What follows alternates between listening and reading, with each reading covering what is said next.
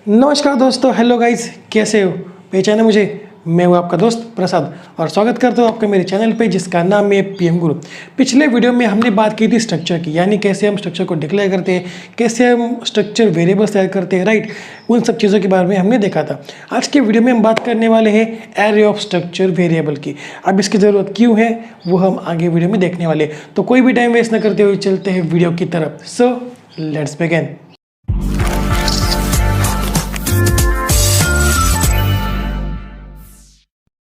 तो देखो, what is array of structure variables. देखो यहाँ पे मैंने एक एग्जांपल ले रखा है, मतलब कि यहाँ पे मैंने एक स्ट्रक्चर तैयार कर दिया है जिसकी मदद से आप 1000 एम्प्लॉयज़ की इंफॉर्मेशन जो है वो स्टोर कर पाओगे, उनके आईडीज़, उनके नेम और उनकी सैलरी एक्सेप्ट कर पाओगे। ओके, तो यहाँ पे क्या हो रहा है, आपको 1000 एम्प्लॉयज़ के लिए 1000 बार वेरिएबल्स को तैयार करना पड़ेगा। मतलब कि E1, E2, E3, E4, E50, E100, E500, E1000, right. मतलब कि आपको 1000 बार वेरिएबल्स को तैयार करना पड़ेगा। बट यहाँ पे हमारे पास एक सॉल्यूशन है, वो है एरे ऑफ स्ट्रक्चर वेरिएबल्स। मतलब कि इतना सब लिखने के बजाय आप क्या कर सकते हो, एम्प्लॉयज़ का एक एरे बना दो जिसकी साइज़ 1000 होगी। देखते हो क्यों, कैसे होगा। ओके, मैं इसे रफ कर देता हूँ। ओके, उसके बाद सेमीकोलन। तो यहाँ पे मैं क्या करने वाला हूँ, स्ट्रक्चर वेरिएबल्स का एक एरे बना दूंगा जिसकी साइज़ 1000 होगी। Okay, struct keyword. आपको पता है कि आप वेरिएबल कैसे डिक्लेयर करते हो, स्ट्रक्चर नेम और उसके बाद वेरिएबल नेम। सेम वैसा ही है, स्ट्रक्चर नेम जो कि था एम्प्लॉय। ओके, और उसके बाद मैं नाम देता हूँ एरे को और उसके बाद उसकी साइज़ होगी 1000। ओके, अब इसकी मदद से भी आप 1000 एम्प्लॉयज़ की इंफॉर्मेशन एक्सेप्ट कर पाओगे। ओके, अब वह कैसे होगा, अगर मैंने E1 कर दिया, E1 डॉट ID कर दिया, तो क्या होगा, E1 की जो ID है वो डिस्प्ले हो जाएगी। तो अब आपको चीज़ें क्लियर हो रही है कि what is array of structure variables. Okay, तो अब आप कहोगे कि हम इसे प्रिंट कैसे कर सकते हैं, इसकी इंफॉर्मेशन को हम प्रिंट कैसे कर सकते हैं। तो यहाँ पे हम फॉर लूप को यूज़ करने वाले, जैसे कि हम एरे में करते थे। For I is equal to 1, I is less than equal to 1000, I plus plus. मतलब कि मैं क्या करूँगा, I की वैल्यू को 1 से 1000 तक, मतलब कि फर्स्ट एम्प्लॉय से लेकर 1000th एम्प्लॉय तक वेरी करूँगा। और उसके बाद printf की मदद से हर एक स्ट्रक्चर मेंबर को डिस्प्ले करता चलूँगा हर एक एम्प्लॉय के लिए। ओके, printf %d और e of I dot eid। अब क्या होगा, जब फॉर लूप एग्जीक्यूट होगा तब I इज इक्वल टू 1 होगा और E1 डॉट eid मतलब कि फर्स्ट एम्प्लॉय की ID हमें डिस्प्ले हो जाएगी आउटपुट स्क्रीन पे। ओके, और सेम वैसे ही नेम के लिए printf %d E of I %d नहीं, यहाँ पे %s आएगा क्योंकि यहाँ पे हम स्ट्रिंग डिस्प्ले कर रहे हैं। Okay, %s dot E name नहीं, डायरेक्टली नेम है। ओके, उसके बाद नेम। ओके, और अगेन हम सैलरी भी प्रिंट कर देते, printf %d और ei डॉट सैलरी। ओके, तो इसकी मदद से, इस फॉर लूप की मदद से आप सारे एम्प्लॉयज़ की इंफॉर्मेशन को डिस्प्ले करा पाओगे आउटपुट स्क्रीन पे। ओके, तो वैसे हम उस इंफॉर्मेशन को एक्सेप्ट भी कर पाएंगे यूज़र से, वो कैसे, with the help of scanner, but वो देखेंगे हम अपने कंप्यूटर स्क्रीन पे। ओके, तो चलते हैं मैं लैपटॉप स्क्रीन की तरफ और देखते हैं इसका प्रोग्राम। उसके बाद आपके सारे कंसेप्ट जो है वो क्लियर हो जाएंगे। अगर अभी भी आपको कोई डाउट हो तो मुझे पता है कि नहीं होंगे, बट फिर भी चलते हैं मैं लैपटॉप स्क्रीन की तरफ। सो गाइस, अब हम आ चुके हैं मेरे कंप्यूटर स्क्रीन पे। ओके, अब हम वही प्रोग्राम देखने वाले हैं जो हम व्हाइट बोर्ड पे देखे थे।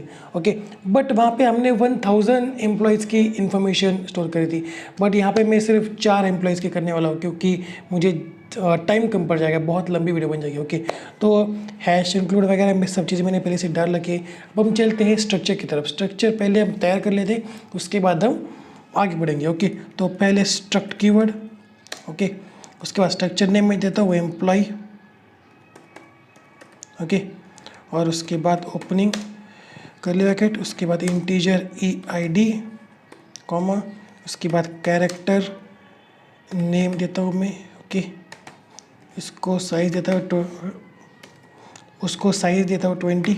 ओके, और उसके बाद सैलरी, इंटीजर सैलरी। यहाँ पे मैं एरे डिक्लेयर करने वाला हूँ 4 वेरिएबल्स का। ओके, तो स्ट्रक्ट कीवर्ड, उसके बाद एम्प्लॉय और उसके बाद ई, एक एरे जो कि होगा साइज 4 का, मतलब कि इसमें हम 4 एम्प्लॉयज़ की इंफॉर्मेशन स्टोर कर पाएंगे। ओके, और उसके बाद वॉइड मेन फंक्शन। ओके, पहले मैं यहाँ पे एक वेरिएबल को डिक्लेयर कर देता हूँ जो कि मैं फॉर लूप के वक्त यूज़ करने वाला हूँ, आई, राइट, इंटीजर आई को मैं पहले डिक्लेयर कर देता हूँ। ओके, अब उसके बाद मैं क्लियर स्क्रीन फंक्शन का यूज़ कर लेता हूँ। ओके, अब इसके बाद क्या होगा, अब हमें एम्प्लॉय की इन्फॉर्मेशन अपने यूज़र से एक्सेप्ट करनी है। वो हम कैसे करेंगे, पहले मैं अपने यूज़र को एक मैसेज प्रिंट करूँगा कि एम्प्लॉय की इन्फॉर्मेशन एंटर कर दो, printf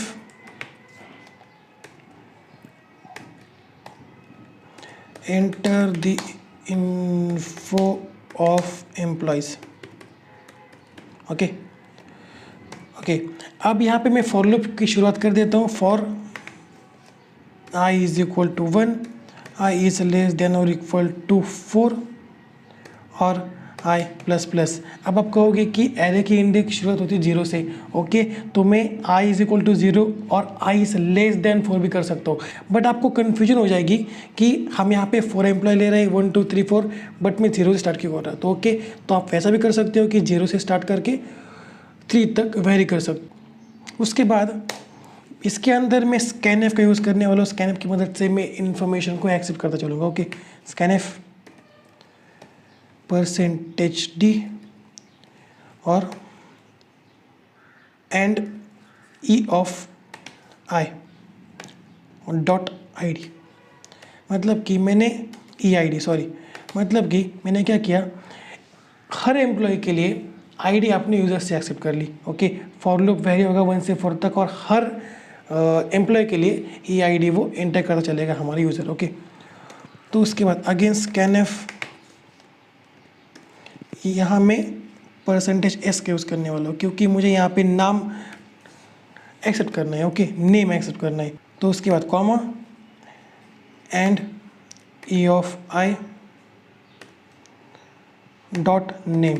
ओके, मतलब कि मैं हर एम्प्लॉय का नाम इसकी मदद से एक्सेप्ट कर पाऊँगा यूज़र से। ओके, उसके बाद अगेन स्कैनएफ, यहाँ पे हम अपने यूज़र की सैलरी एक्सेप्ट करेंगे। Okay, %d comma E of I dot salary. Okay, मतलब कि यहाँ पे मैंने क्या किया, यहाँ पे मैंने फॉर लूप को 1 से 4 तक यानी एम्प्लॉय 1 से लेकर एम्प्लॉय 4 तक वेरी करा और ई आई डी, नेम और सैलरी को एक्सेप्ट कर लिया यूज़र से। ओके, तो यहाँ पे मैं एंड भूल गया था, एंड पहले मैं डाल देता हूँ। ओके, अब हमें क्या करना है, अब हमें उस इंफॉर्मेशन को डिस्प्ले करना है आउटपुट स्क्रीन पे। वो हम कैसे करेंगे, मैं यहाँ पे कर देता हूँ printf info of employees are, उसके बाद मैं अगेन यहाँ पे फॉर लूप की शुरुआत कर देता हूँ। वो भी 1 से लेकर 4 तक वेरी करेगी और एक एक करके हर एम्प्लॉय के इन्फॉर्मेशन को डिस्प्ले करते चलेगी आउटपुट स्क्रीन पे। Okay, i is less than और इक्वल टू 4 और i प्लस प्लस। ओके, इसके बाद printf की मदद से मैं उन्हें डिस्प्ले करता चलूँगा। Okay, %t comma E I dot E I D. Okay, मैं यहाँ पे %d के बाद /t लगा देता हूँ। तो इसका फ़ायदा क्या होगा, जब printf एग्जीक्यूट होगा तो %d की मतलब कि ई आई डी के बाद ये थोड़ा सा स्पेस छोड़ेगा। ओके, तो उसके बाद सेकंड printf जो होगा वो होगा नेम के लिए %s, इसके बाद भी मैं /t लगा देता हूँ। Okay, E I dot name. Okay, अब इसकी मदद से मैंने हर एम्प्लॉय का नेम जो है वो डिस्प्ले करा दिया। ओके, अगेन printf, अब इस बार मैं सैलरी को प्रिंट करने वाला हूँ तो %d। अब यहाँ पे मैं /t का यूज़ ना करते हुए /n का यूज़ करूँगा। क्यों, क्योंकि हर एम्प्लॉय के लिए मुझे इंफॉर्मेशन नेक्स्ट लाइन पे चाहिए। ओके, तो /n, तो उसके बाद EI और डॉट सैलरी।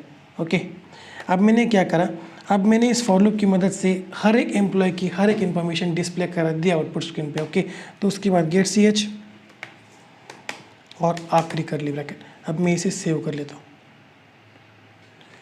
इसे नाम देता हूँ employee.c। ओके, तो अब हम इसे कंपाइल करके देखते हैं कि क्या होगा। कंपाइल, तो यहाँ पे मुझे 3 एरर्स दिख रहा है, देखते हैं कि वो क्या है। तो okay, too many types of declaration, तो यहाँ पे मैंने गलती कर दी कि मैंने स्ट्रक्चर के जो ओपनिंग क्लोजिंग करली ब्रैकेट है उसके बाद मुझे सेमीकोलन डालना था, वो मैंने नहीं डाला। ओके, तो सेकंड क्या है, undefined symbol name 18th line पे। ओके, यहाँ पे मैंने कॉमा डाला था जहाँ पे मुझे डॉट डालना था। Again salary. ओके, यहाँ पे भी मैंने डॉट डालना था, मैंने कॉमा डाल दिया। ओके, अब हम देखते हैं अगेन इसे सेव करके कि क्या होगा। Save, compile. अब ये मुझे 0 एरर्स दिखा रहा है, मतलब कि मेरा प्रोग्राम रन होने के लिए तैयार है। ओके, तो अब हम इसे रन करके देखते हैं कि क्या होगा। रन। ओके, employee 1 प्रसाद, इसकी मैं देता हूँ सैलरी 1000। ओके, इतनी चाहिए मुझे। 2 संकेत। ओके, इसके बाद इसकी भी मैं कोई भी डाल देता हूँ। उसके बाद 3 कुछ। ओके, इसकी भी मैं कुछ भी डाल देता हूँ। इसके बाद आदित्य, इसकी भी मैं कुछ भी डाल देता हूँ। ओके, तो देखो इसने क्या किया, सारी इन्फॉर्मेशन को डिस्प्ले करा दिया। अब देखो, अब मैंने एक गलती कर दी थी कि मैंने आदित्य का जो आईडी थे, मतलब कि 4th एम्प्लॉय का आईडी में डाला ही नहीं था, तो इसने 0 एक्सेप्ट कर लिया। ओके, तो गाइज ये था ऑल अबाउट स्ट्रक्चर। तो अगले वीडियो में बात करेंगे कि इसके एक प्रोग्राम की जहाँ पे हम बुक्स की इन्फॉर्मेशन को एक्सेप्ट करेंगे अपने यूज़र से और वो डिस्प्ले करेंगे आउटपुट स्क्रीन पे। So that's it for today guys. अगर ये वीडियो पसंद आती हो तो इस वीडियो को लाइक कर दो, नए हो तो चैनल को सब्सक्राइब कर लो, और अभी तक आपने सी प्रोग्रामिंग की सीरीज़ को एक्सेस नहीं कर लिया तो कर लो, उसे सेव कर लो, आपके बहुत कमाने वाली है। इसके बाद यूनियन और उसके बाद फाइल ऑपरेशन ही बचे। ओके, उसके बाद सी प्रोग्रामिंग की सीरीज़ खत्म हो जाएगी। तो मिलते हैं अगले वीडियो में, तब तक के लिए see ya have a good day and bye bye.